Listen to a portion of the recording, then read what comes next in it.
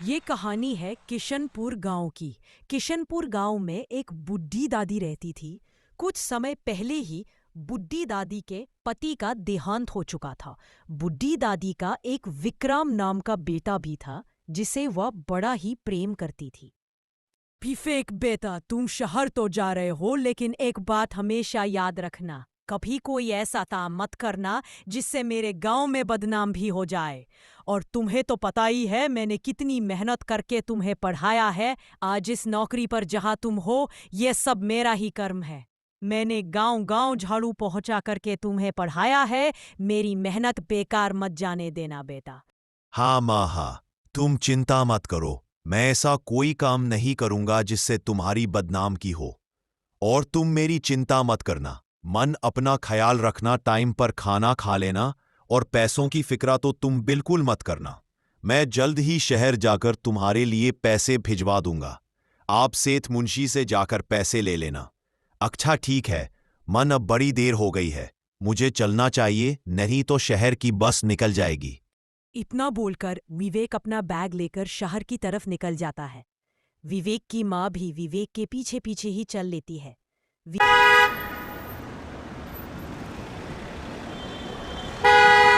विवेक एक बस में बैठकर चला जाता है।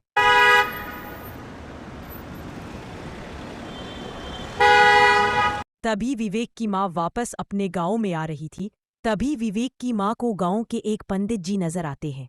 पंडित जी विवेक की माँ से बोलते हैं, और शोभा, इस उम्र में अकेली रह रही हो क्या? तुम्हें बेटे की शादी नहीं करनी? अब तुम्हारे बेटे की उम्र हो गई है, कोई अच्छी सी लड़की देखकर अपने बेटे के हाथ भी लेकर दो।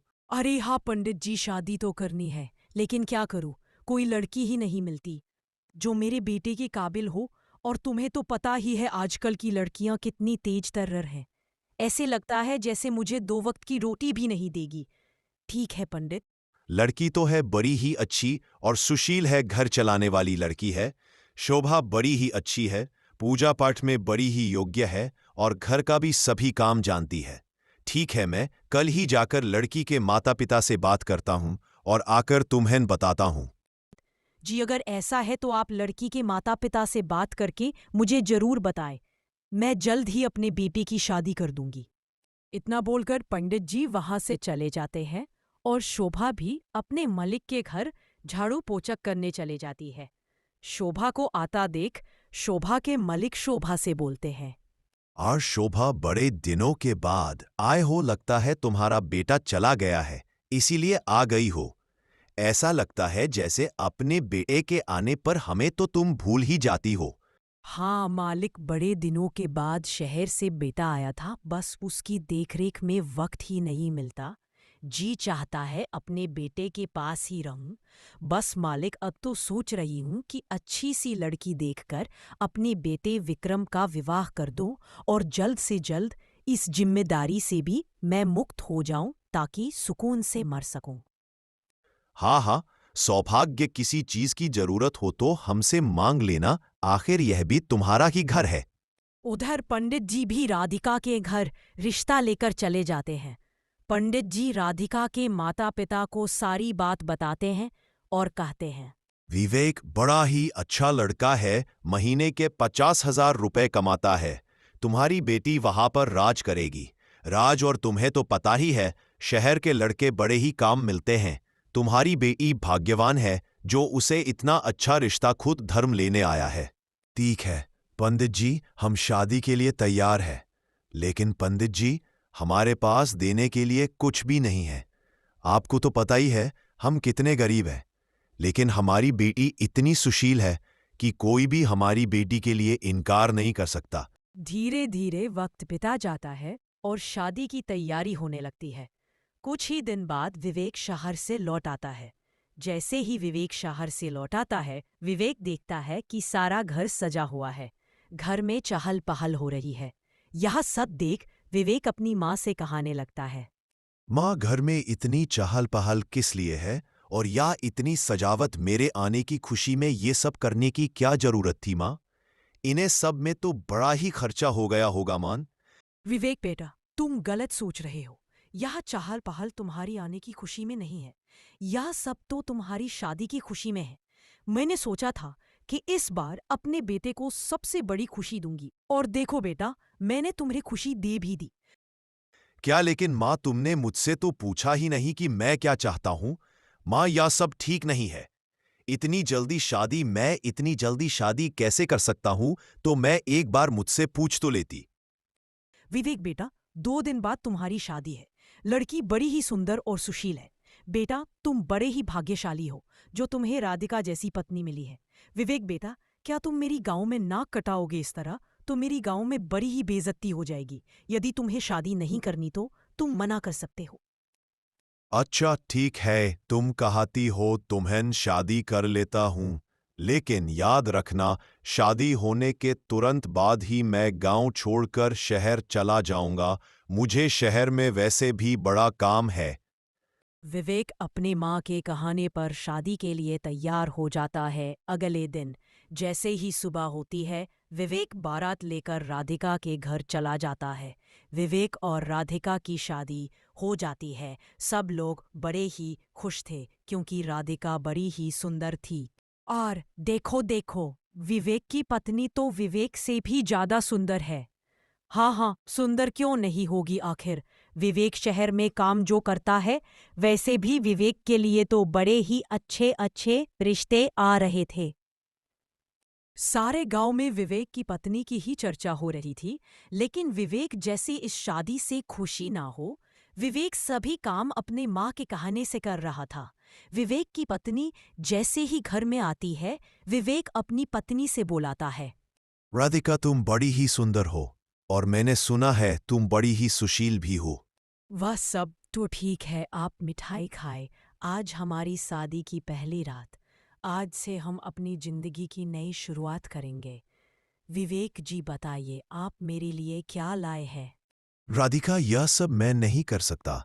मैं तुम्हें कैसे बताऊं कि मैं तुमसे विवाह नहीं करना चाहता था। गांव वालों की देविस में आकर मैं तुमसे शादी कर ली है। मैं पहले ही विवाह कर चुका हूं। शहर में मेरी एक और पत्नी है, जिससे शादी हुए मुझे 4 साल हो गए हैं। मुझे बिना बताए शादी तय करती थी। जैसे ही मैं गांव में आया, मैंने देखा कि गांव में शादी की से भी तैयारी हो गई है, इसलिए मैं शादी के लिए इनकार नहीं कर सका।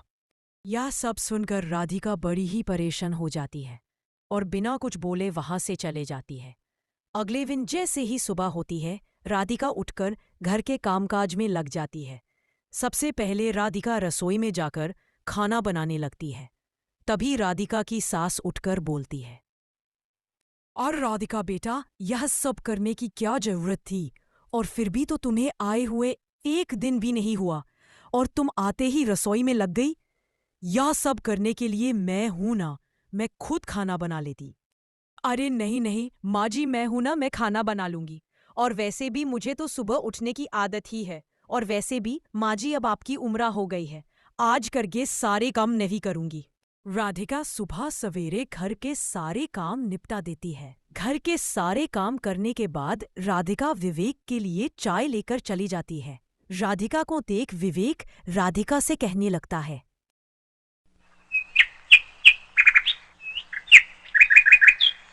ये कहानी है राजपुर गांव की। राजपुर गांव में एक विवेक नाम का व्यक्ति रहता था। विवेक बड़ा ही मेहनती था। विवेक की एक प्रेमा नाम की पत्नी थी। प्रेमा देखने में बड़ी ही खूबसूरत थी। विवेक की एक छोटी बेटी भी थी, जो अब 8 साल की हो चुकी थी। विवेक कुछ दिनों से बीमार हो गया था। अब विवेक कुछ कम भी नहीं करता था, जिसके कारण घर के हालात बड़े ही खराब हो जाते हैं। एक दिन विवेक की बेटी अपनी मन से बोलाती है, मन, आज मैं ये दाल चावल नहीं खाऊंगी। आज मुझे कुछ अच्छा खाना है। रोज रोज दाल खाकर मेरा मुंह सड़ गया है।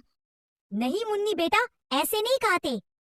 और वैसे भी मैंने काल ही तो तुम्हें आलू भुर्जी बनाकर खिलाई थी ना? मुझे नहीं पता मन, मुझे आज भी आलू भुर्जी खानी है। मैं आलू भुर्जी खाऊंगी। अरे मुन्नी बेटा, मेरे बोला है ना, मैं तुझे काल को आलू भूल जा खिला दूंगी, लेकिन आज तो दाल खा ले। मुन्नी अपनी मन की बात मानकर दाल रोटी खा लेती है। मुन्नी की बातें सुनकर विवेक पर बड़ा ही असर होता है। विवेक बड़ा ही उदास हो जाता है। इससे बेहतर तो ऊपर वाला मुझे उठा ही लेता। इस जीवन से अच्छा मृत्यु है। मैं जीवित नहीं रहना चाहता। प्रेमा, नहीं नहीं, आप कैसी बातें कर रहे हैं? आपकी वजह से हमारा जीवन चल रहा है। यदि आप ही नहीं होंगे तो हमारा क्या होगा? नहीं प्रेमा, तुम मेरे बिना भी रह सकती हो। वैसे भी मैं कुछ कम नहीं करता और पैसा तुमने मेरे ऊपर इतना लगा दिया है, फिर भी मैं ठीक नहीं हो रहा। इससे बेहतर मैं मर जाऊं। आप कैसी बातें कर रहे हैं? सब ठीक हो जाएगा, आप चिंता ना करें। मैं कल ही आपके लिए बड़े डॉक्टर से दवाई या लेकर आऊंगी। आप जल्दी ठीक हो जाएंगे, आप चिंता ना करें। मैं अपनी बेटी को एक वक्त की रोटी भी नहीं खिला सकता और ऊपर से जो पैसे तुम लाती हो प्रेमा, वहां मेरे ऊपर खर्च हो जाते हैं। मैं नहीं चाहता कि सारे पैसे मेरे ऊपर लग जाए। कुछ दिन ऐसे ही बीत जाते हैं। वह अपने जीवन को जैसे तैसे चला रहे थे। एक दिन प्रेमा सुबह सवेरे उठकर अपनी बेटी से बोलाती है, मुन्नी बिटिया जल्दी से उठ जा, आज हम दोनों जंगल की तरफ जाते हैं। हम दोनों जाकर कुछ फल सब्जियां भी ले आएंगे। ठीक है माँ, आप चिंता ना करें, हम दोनों अभी चलते हैं। प्रेमा अपनी बेटी के साथ जंगल की तरफ जाने लगती है। वह दोनों जंगल में जाकर कुछ लकड़ियां काटने लगती हैं। तभी उसे पेड़ से आवाज आती है, रुको लड़की, तुम इस पेड़ को नहीं काट सकती। इतना सुनकर प्रेमा बड़ी ही घबरा जाती है और पेड़ से पीछे हट जाती है। तभी उसे पेड़ से एक तपस्वी महाराज बाहर आते हैं। मुझे यह पेड़ मेरा है, मैंने इस पर सदियों तपस्या की है, इसीलिए इस पेड़ को तुम नहीं काट सकती। यदि तुमने इस पेड़ पर एक कुल्हाड़ी और चलाई तो तुम्हारी मृत्यु निश्चित है। तुम्हें इस मृत्यु से कोई नहीं बचा सकता, इसलिए कहता हूँ इस पेड़ पर कुल्हाड़ी मत चलाओ। माफ कर दे महाराज, मुझसे गलती हो गई, मुझे क्षमा कर दे। मैं बड़ी ही दुखी हूँ, बड़ी ही परेशान हूँ, जिसके कारण मुझे घर से इस जंगल की तरफ आना पड़ा। मेरे पति बड़े ही बीमार है, घर में खाने के लिए खाना भी नहीं है, इसीलिए मुझे जंगल में कुछ फल सब्जियां और रख दिया लेने आना पड़ा। प्रेमा की यह बातें सुन तपस्वी को बड़ी ही दया आ जाती है और तपस्वी प्रेमा से बोलाते हैं, खेमा, तुम चिंता मत करो, सब ठीक हो जाएगा। मैं तुम्हें एक ऐसी शक्ति प्रदान करता हूँ, जो तुम चाहोगी वही होगा। तुम जैसा चाहोगी वही होगा। मैं तुम्हें एक मतकी देता हूँ, तुम उसे मतकी से जो मंगोगी वह मतकी तुम्हें वही देगी। लेकिन याद रहे प्रेमा, अपने पति को कभी मत भूलना। जब तक तुम्हारे पति जीवित है तब तक यह मतकी कम करेगी। जिस दिन तुम्हारे पति के प्राण टूट गए, इस मतकी के भी प्राण टूट जाएंगी। और कभी अपने चौखट पर आए हुए भिखारी को खाली मत जाने देना, उसे बिना दीक्षा के वहां से मत हिलने देना। याद रखना, किसी दुखी से कभी दुखी मत होना, हमेशा हर दुखी की समस्या समझना। ठीक है महाराज, मैं कभी किसी को उदास नहीं रहने दूंगी, कभी अपनी चौखट से किसी को खाली नहीं जाने दूंगी। महाराज आप चिंता न करें, बस आप मेरी समस्या का समाधान करें। इतना सुनकर तपस्वी प्रेमा को एक मतकी दे देता है। प्रेमा उस मतकी को अपने सर पर रखकर गांव की तरफ निकल जाती है। दोनों मनबेटी अपने घर की तरफ चली जाती हैं। तभी प्रेमा का जैसे ही प्रेमा घर में जाती है, वह मतकी सोने में बदल जाती है। प्रेमा बड़ी ही अमीर हो जाती है। यह देख प्रेमा बड़ी ही हैरान हो जाती है और बड़ी ही खुश होती है। सबसे पहले प्रेमा अपने लिए एक बड़ा सा घर बनाती है और अपने पति को अच्छे से डॉक्टर को दिखाती है, जिससे प्रेमा बहुत ज्यादा अमीर हो गई थी। एक दिन प्रेमा के घर एक बुरा व्यक्ति भीख मांगने आता है। बेटी, 2 दिनों से भूखा हूं, कुछ भी नहीं खाया। 2 दिनों से मैं भूख से तड़प रहा हूं। यदि मैंने कुछ नहीं खाया तो मेरा जीवित रहना असंभव है। बेटी, तुम मुझे 2 रोटी दे दो, ऊपर वाला तुम्हें इतना देगा, तुम हमेशा याद रखोगी। न जाने कहाँ कहाँ से तुम जैसे लोग आ जाते हैं, और वैसे भी मुझे तुम्हारी दुआ की कोई जरूरत नहीं है। मेरे पास सब कुछ है, मुझे किसी चीज की आवश्यकता नहीं। तुम्हें 2 रोटी दे दूंगी तो मेरे बच्चे क्या खाएंगे? वैसे भी मैंने इतनी रोटी नहीं बनाई जो मैं हर किसी को दे दूं। अब जाओ यहाँ से, किसी और से जाकर मांगो। इतना सुनकर बुजुर्ग व्यक्ति अपना भेष बदल लेता है और वह साधु के भी इसमें आ जाता है। यह देख प्रेमा साधु को पहचान लेती है और साधु को देखकर बिल्कुल घबरा जाती है। देखते ही देखते प्रेमा के घर में आग लगने शुरू हो जाती है। प्रेमा का घर जलकर राख हो जाता है और प्रेमा फिर से अपने उसी छोटे घर में आ जाती है।